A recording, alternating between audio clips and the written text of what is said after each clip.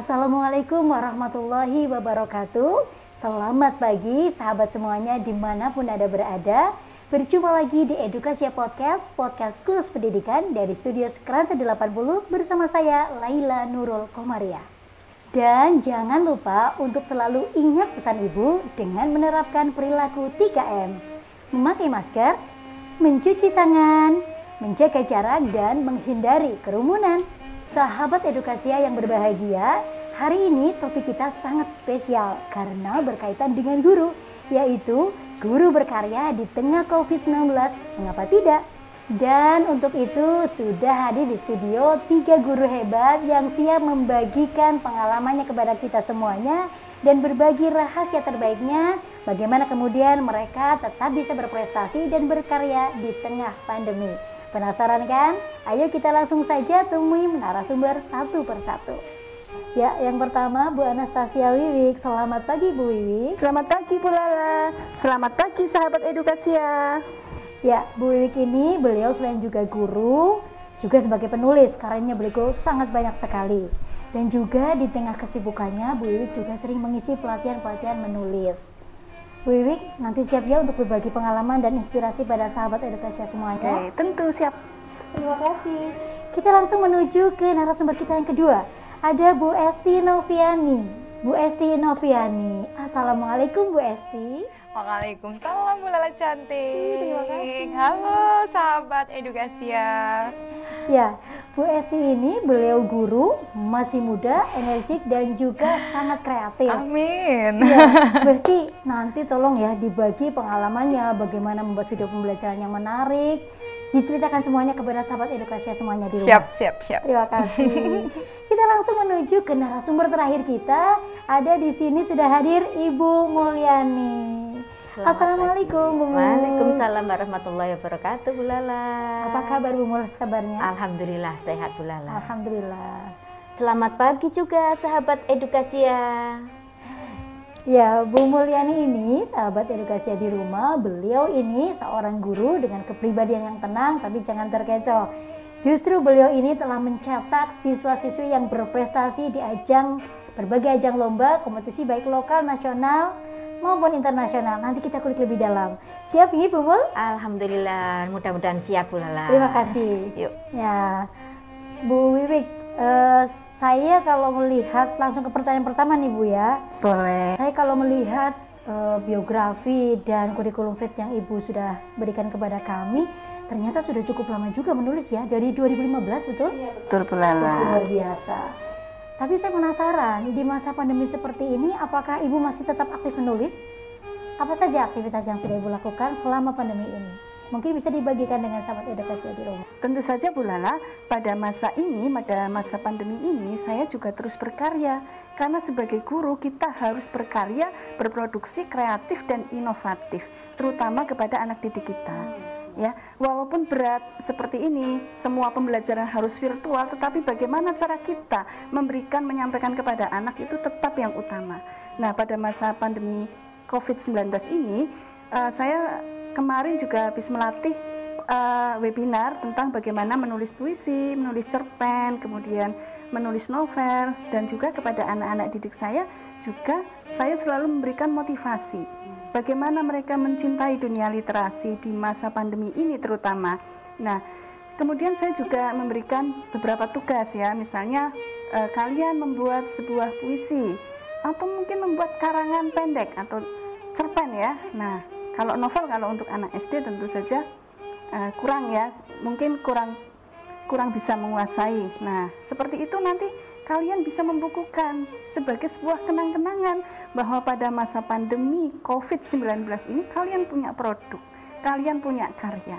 Jadi menjadi sebuah kenangan tersendiri, mereka membuat sejarah tersendiri yang tak dapat dilupakan sepanjang mereka hidup begitu. Gitu Bu Lala.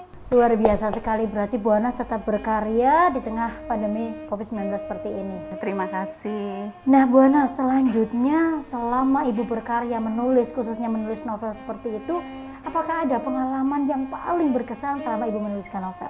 Oke, nah ini pertanyaan yang menarik. Pengalaman saya Bu Lala begini, ini menarik bagi saya dan kadang-kadang saya jadi merasa malu begini loh.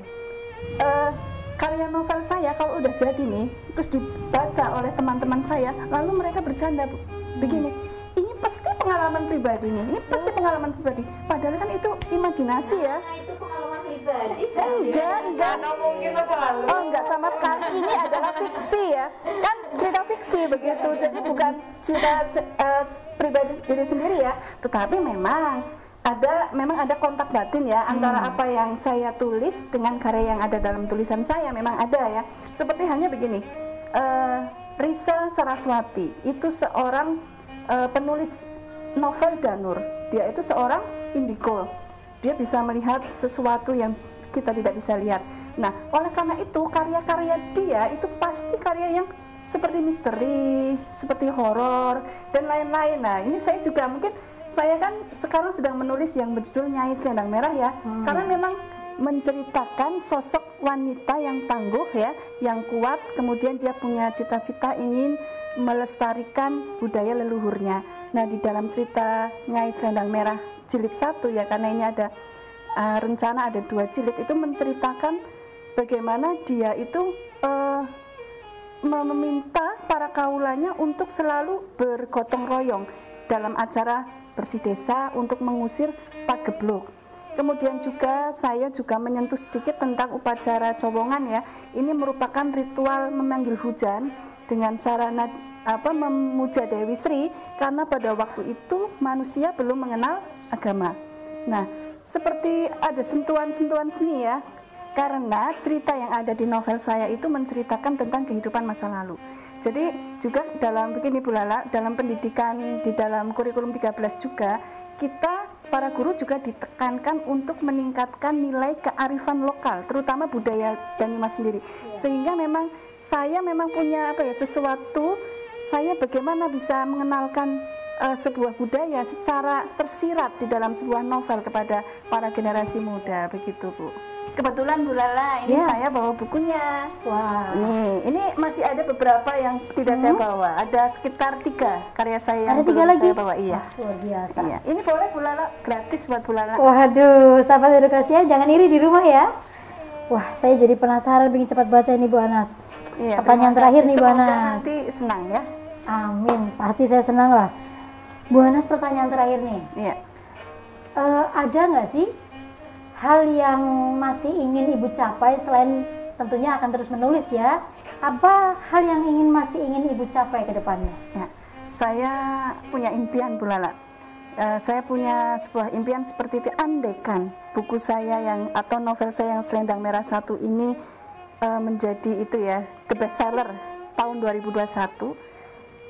Saya memimpikan ada seorang sutradara yang melirik karya saya. Loh, siapa tahu kan ya, orang mempunyai 1000 impian boleh ya. Betul. Itu Bisa kalau dijadikan seperti karya-karya Risa Saraswati, kemudian Habibur Rahman El Sirasi, Iya, betul, begitu. Iya, makasih. Mungkin mau daftar jadi saya itu nomor 1 daftarnya loh Bu Anas. Wah, kalau begitu terima kasih Bu Wiwik sudah membagikan banyak inspirasi pada kita. Terima kasih juga. Terima kasih dan jangan pernah kapok kalau diundang di studio kami. Terima Senang kasih. hati. Sahabat edukasi semuanya, itu baru narasumber pertama. Kita langsung menuju ke narasumber kedua. Ada Bu Esti Noviani. Bu Esti, boleh tanya-tanya nih? Ya, silakan Bu Lala. Terima kasih. Bu Esti, diam-diam saya subscribernya Bu Esti loh. Oh iya? Iya. Jadi sahabat edukasi semuanya di rumah, Bu Esti ini beliau YouTuber. Jadi kalau sahabat semuanya punya akun YouTube, buka di situ ada linknya Esti Noviani. Banyak sekali video pembelajaran yang ada di situ. Betul ya Bu Esti ya? Betul sekali Bu Iya. Lala.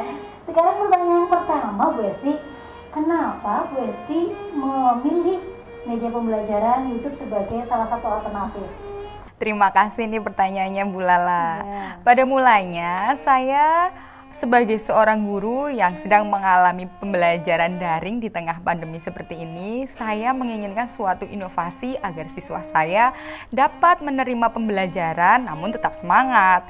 Nah, awalnya dengan video Bu Lala. Namun terasa sepertinya ada yang lebih bermanfaat lagi apabila video tersebut bisa di-share untuk orang yang lebih banyak, seperti siswa-siswa yang lain di luar siswa dari sekolah saya tentunya, dan juga guru-guru yang lain selain dari sekolah saya. Itu akan lebih bermanfaat sekali. Nah, maka dari itu saya memilih YouTube sebagai sarana saya untuk menunjukkan dan menge-share media video pembelajaran yang saya buat. Agar memang lebih bermanfaat untuk banyak orang ya Bu Esti ya. Oh, luar biasa.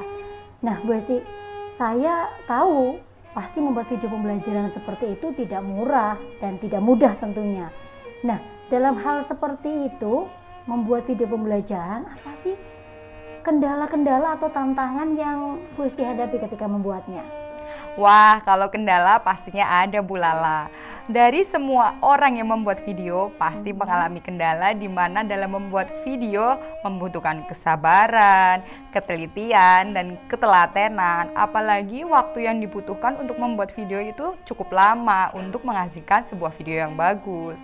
Wah, berarti memang begitu ya, harus sabar, harus teliti dan telaten Bu Esti.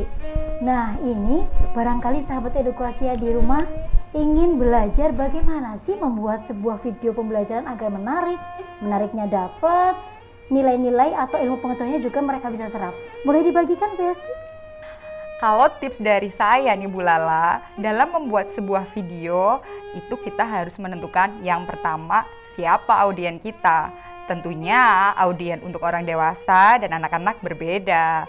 Lalu yang kedua, kontennya. Maksudnya di sini adalah apa yang akan kita sampaikan harus sesuai. Saya di sini kan menyampaikan sebuah materi pembelajaran Bu Lala. Jadi materi yang saya sampaikan dengan video yang dibuat harus berusaha agar anak-anak dapat menerimanya. Sebagai contoh nih Bu Lala, saya akan mengajar di kelas 5. Di situ ada penerapan nilai-nilai sila dari Pancasila. Nah, di situ saya menerapkan dari Pancasila pertama kan ada nilai religi dari setiap agama yang ada di Indonesia. Nah, lalu yang ketiga adalah harus selalu update Bu Lala. Jangan malu untuk bertanya baik dengan sesama guru ataupun bahkan saya juga sering kok Bu Lala nonton link YouTube yang lain untuk membuat video yang lebih menarik lagi. Ya, terima kasih sekali Bu Esti sudah mau berbagi. Semoga sahabat edukasi semuanya di rumah setelah ini akan lebih bersemangat lagi untuk berkarya dan berinovasi. Amin. Dan selanjutnya kita akan langsung menuju ke narasumber kita yang ketiga. Rasanya sudah tidak sabar ingin bertanya dengan Ibu Mulyani. Ya, Bu Lala silahkan, siap loh untuk membantu menjawab pertanyaannya. Iya, Bu Mulyani, saya ini ingin bertanya dan terus terang saja penasaran Bu. Di tengah pandemi seperti ini, saya lihat Bu Mul siswa-siswinya tetap bisa berprestasi. Bagaimana bisa? Sementara yang lain kita lihat banyak kendala yang dialami guru-guru, tetapi Ibu tetap bisa berkarya lewat mencetak siswa-siswi berprestasi. Boleh dibagikan ceritanya Bu Mul? Wah, Bu Lala, kalau Bu Lala mengatakan bahwa saya hebat, itu sama sekali tidak benar. Saya ya biasa, Mulyani ya seperti ini. Saya ini hanya seorang guru biasa yang tidak akan mungkin berhasil apabila tidak ada teman-teman yang mendukung.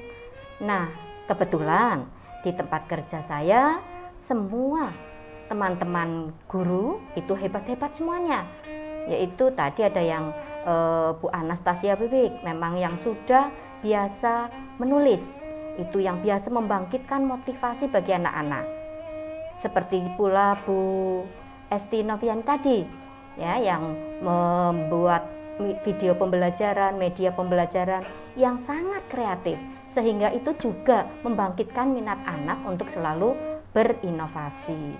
Nah, Bu Lala, ini yang ditanyakan Bu Lala bahwa anak-anak itu selalu berprestasi. Ini memang benar Bu Lala. Di masa pandemi ini yang dimana orang memang kita merasakan semua serba kesusahan, tetapi di balik bencana ini atau di balik musibah ini itu terkandung sebuah hikmah. Hikmahnya apa Bu Lala? Nah, ini memberikan anak-anak kita lebih leluasa, di mana ada beberapa waktu yang mereka lakukan, waktu luang ini mereka lakukan untuk mengasah kemampuannya. Contohnya anak saya ini, yang baru-baru ini menjadi juara internasional. Nah ini mereka setelah melakukan pembelajaran daring, ia terus berlatih taekwondo. Nah sehingga Bu Lala di masa pandemi ini baru saja kemarin di bulan Oktober, Bianca murid saya dapat meraih kejuaraan taekwondo di tingkat internasional.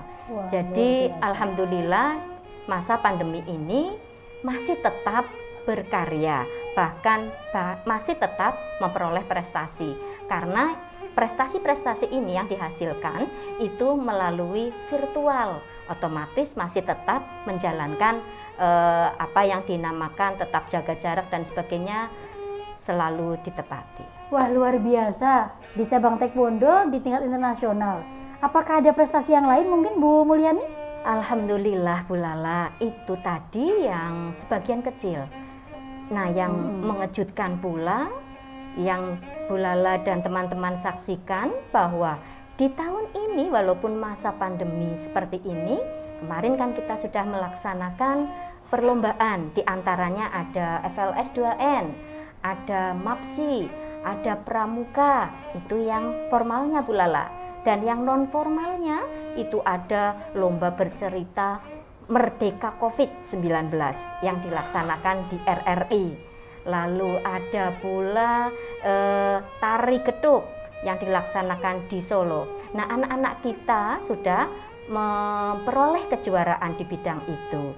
Bahkan yang paling menggembirakan lagi ini Bu Lala, anak-anak kita memperoleh kejuaraan di RRI itu, yaitu lomba bercerita Merdeka COVID, di mana kita mengirimkan 4 siswa nih Bu Lala. 4 siswa? Iya, tetapi alhamdulillah keempat siswanya ini dapat berhasil meraih juara. Wah, yaitu luar biasa. iya, alhamdulillahirabbil alamin itu.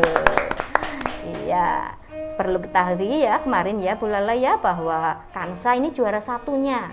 Lalu ada yang juara kedua, 3 dan harapan 1. Jadi keempat kejuaraan ini bisa kita sabet oleh anak-anak kita. Nah itu jadi pandemi seperti ini bukan kendala bagi kita, karena kita selalu memupuknya itu Bu Lala. Wah, luar biasa Bu Mul. Terima kasih sekali Bu Mul. Tapi saya minta satu pertanyaan lagi, boleh ya Bu? Iya, silakan Bu Lala. Ya, tadi Ibu sudah menceritakan betapa banyak prestasi yang sudah diraih oleh siswa-siswa Ibu ya. Nah, kan kita semua paham, sejatinya prestasi yang dicapai siswa itu adalah prestasi guru, itu karya guru, itu prestasi terbesar seorang guru. Nah, saya ingin Bu Mul membagikan tips atau cara-cara bagaimana supaya bisa seperti Ibu. Artinya sebagai guru bisa tetap berkarya di masa pandemi yang dengan penuh keterbatasan seperti ini, tetap bisa berkarya, tetap membuat siswa-siswinya berprestasi. Itu kira-kira bagaimana Ibu? Bisa dibagikan kepada sahabat edukasi di rumah? Begini Bu Lala, sebetulnya tidak ada tips khusus. Yang saya lakukan ini memang kita atau saya sendiri itu bekerja dengan hati. Kalau kita melaksanakan segala sesuatu dengan hati, insya Allah kita akan mendapatkan sesuatu yang indah. Nah, tips itu yang satu-satunya yang menjadi andalan saya. Tapi didorong pula oleh yang kedua, yaitu selalu berinovasi. Berinovasi ya? Iya, selalu berinovasi dan memupuk motivasinya. Dan yang tidak kalah pentingnya, kita harus tetap menjalin komunikasi. Nah ini paling penting Bu Lala. Paling mendasar ya Bu? Iya betul, komunikasi dengan wali murid, berkomunikasi dengan anak-anak, dan yang keempat juga kita harus selalu memantau di mana sih ada perlombaan. Nah ketika ini pengalaman Bu Lala, waktu kita sedang pertama kali masa pandemi kemarin, itu ada lomba Merdeka COVID-19 ini yang dilaksanakan di RRI Purwokerto. Lalu kita guru kelas 5 ini menyikapinya dengan memberikan selebaran itu melalui WA group yang telah ada di sekolah kita itu. Nah, kita memberikan pengumuman itu tidak cuma memberikan Bu Lala, tapi sebagai seorang guru juga melatihnya. Nah, itu minta bantuan dengan wali murid juga. Jadi komunikasi itu sangat-sangat penting. Dengan seperti itu kita melatih, lalu di rumah pun dilatih oleh orang tua, maka alhamdulillah kita sudah dari tadi yang sudah saya ceritakan Bu Lala mengirimkan 4, alhamdulillah menyabet kejuaraan 1, 2, 3 dan harapan. Luar biasa. Begitu Bu Lala yang dapat saya sampaikan. Jadi tipsnya sederhana, bekerjalah dari hati. Yang kedua adalah selalu berinovasi.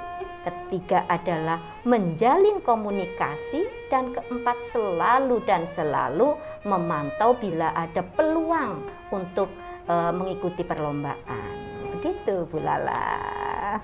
Terima kasih sekali Bu Mur. Ya, sangat sama-sama. bermanfaat untuk saya pribadi dan juga sahabat edukasi semuanya di rumah pastinya. Sama-sama Bu Lala. Ya. Baik, terima kasih Bu Mur, terima kasih Bu Esti, Sama-sama, dan Bu juga Lala. Bu Wiwi. Terima kasih karena sudah berbagi dengan sahabat edukasi semuanya di rumah, berbagi pengalaman dan inspirasi terbaiknya. Baik, sahabat edukasi semuanya dimanapun Anda berada, kita semua sepakat bahwasanya it's not about social distancing but physical distancing, so stay calm and stay productive. Bahwa ini bukan tentang menjaga jarak secara sosial, hanya jarak secara fisik. Artinya kita sebagai guru tentunya tetap harus produktif dan terus berkarya di tengah pandemi COVID-19 ini. Dan yang terpenting adalah harus menanamkan nilai-nilai religius, gotong royong, dan menjunjung tinggi kearifan lokal. Bersama kita bisa. Selamat Hari Guru Nasional tahun 2020. Hidup guru, Hidup, hidup PGRI, hidup, solidaritas. yes! Bersama kita bisa. Wassalamualaikum Wassalamualaikum warahmatullahi wabarakatuh.